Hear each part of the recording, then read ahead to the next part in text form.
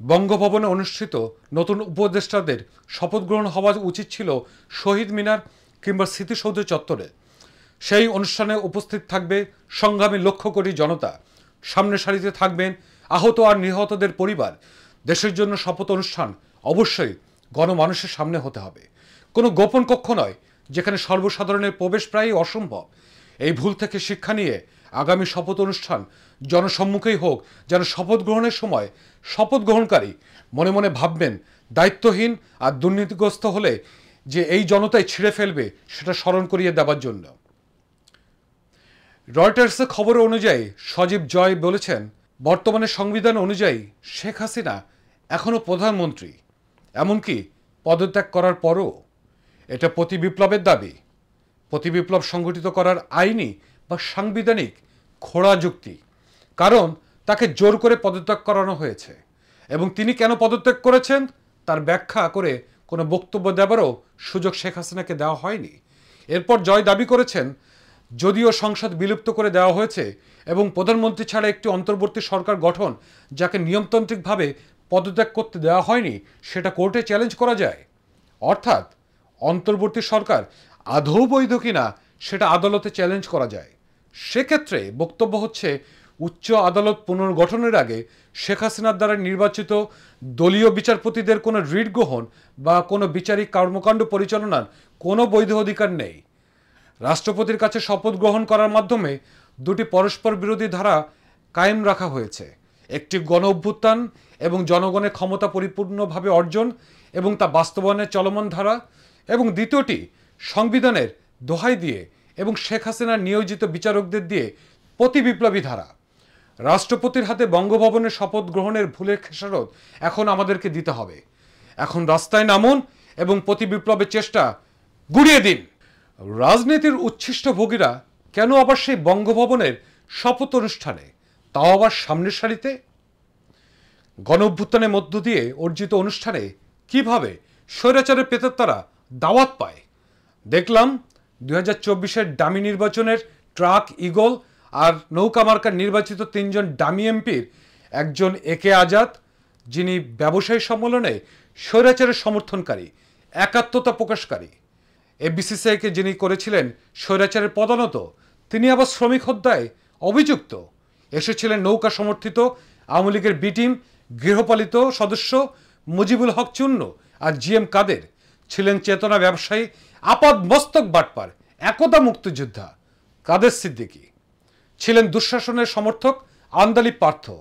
তিনি স্বৈরাচার আওয়ামী বিরোধী, আদি এরশাদের লাঙ্গল বিরোধী, কিন্তু তিনি যখন বিএনপি জোটভুক্ত থেকে সংসদে ছিলেন কখনো দেখিনি বিএনপির দুঃশাসনের সমালোচনা করতে, যাকে বলে ডাবল স্ট্যান্ডার্ড।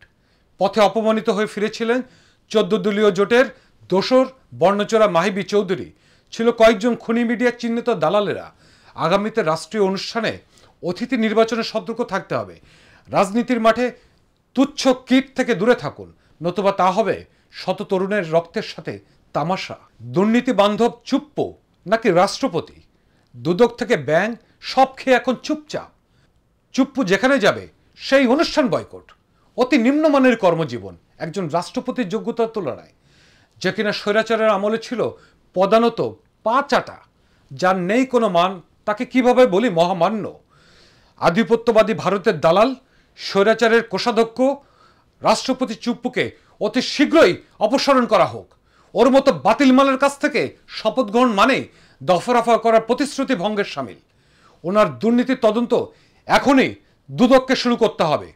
পুনর্গঠিত দুদক এই মালকে দিয়েই দুর্নীতি বিরোধী নতুন যাত্রা শুরু করবে বলে আমার বিশ্বাস। লড়াইয়ে নেই কিন্তু পদে আছেন এমন সংখ্যা অন্তর্বর্তীকালীন সরকারে সংখ্যাগরিষ্ঠতা এই আন্দোলনের লক্ষ্য পূরণ থেকে দূরে সরাতে পারার সম্ভাবনা নাকচ করতে পারছি না। তাই অবিলম্বে আন্দোলনে যুক্তদের মধ্য থেকে উপদেষ্টা কমিটিতে অন্তর্ভুক্তির মাধ্যমে আন্দোলনকারীদের সংখ্যাগরিষ্ঠ করার মাধ্যমে ভারসাম্য আনতে হবে। ইতিমধ্যে বৈষম্য বিরোধী ছাত্র আন্দোলনের নেতৃত্বে গঠিত লিয়াজো কমিটি এখন সম্ভাব্য বেশ কিছু পদ সৃষ্টির চিন্তা করছে, যা নবগঠিত উপদেষ্টাদের সাথে ছায়া হয়ে থাকবে।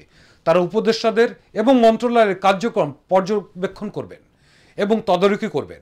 অনেকে বিরূপ মন্তব্য করছেন এই কমিটি নিয়ে। আমি মনে করি রাষ্ট্র মেরামতের যে উদ্যোগ তারা নিয়েছেন তার ফলাফল পেতে সেজন্য সময় প্রয়োজন। সুদীর্ঘ 16 বছর নয়, 50 বছরের ভয়াবহ জঞ্জাল সরাতে এই সময় গুরুত্বপূর্ণ।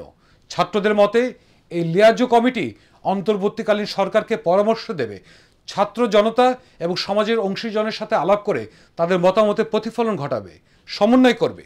নিঃসন্দেহে এটি একটি ভালো উদ্যোগ। সরকারের সাথে জনগণের সরাসরি সংযোগে সমাজ, সরকারি প্রতিষ্ঠানের জঞ্জাল চিহ্নিত অপসারণ করতে সাহায্য করবে বলে আমি মনে করি।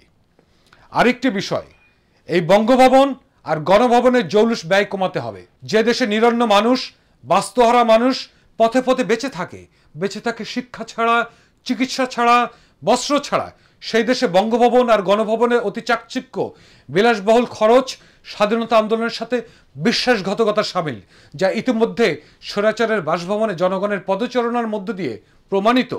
এই সিদ্ধান্ত সরকারি সকল অফিসের ক্ষেত্রে প্রযোজ্য হবে। নামি দামি গাড়ি, বিদেশ ভ্রমণ, দাপ্তরিক খরচ সব প্রকৃত অর্থে কমাতে হবে। যতদিন না দরিদ্র ভিক্ষুক পদ থেকে বিলুপ্ত না হয়, ঠিক ততদিন এই কার্যকর থাকবে। এক কথায় জিরো বাজেট বা লো বাজেট অ্যাডমিনিস্ট্রেশন। শেষে বলবো, বঙ্গভবনে গিয়ে গদগদ হওয়ার কিছু নেই। ভারসাম্যহীন প্রথা ভাঙতে শুরু করুন। সকল ধর্মমতের প্রতি শ্রদ্ধা রেখেই বলছি, বঙ্গভবন কোনো মন্দির, মসজিদ, গির্জা বা অন্য কোনো প্রার্থনা কেন্দ্র নয় যে বাণী শোনাতে হবে বাধ্যতামূলকভাবে। বাংলাদেশ বহু জাতি আর ধর্মের দেশ। সব ধর্ম এনে সময় বন্টন, ভারসাম্য করে মূল দাপ্তরিক কাজ সময় মতো শেষ করতে সক্ষম হবেন কিনা সন্দেহ।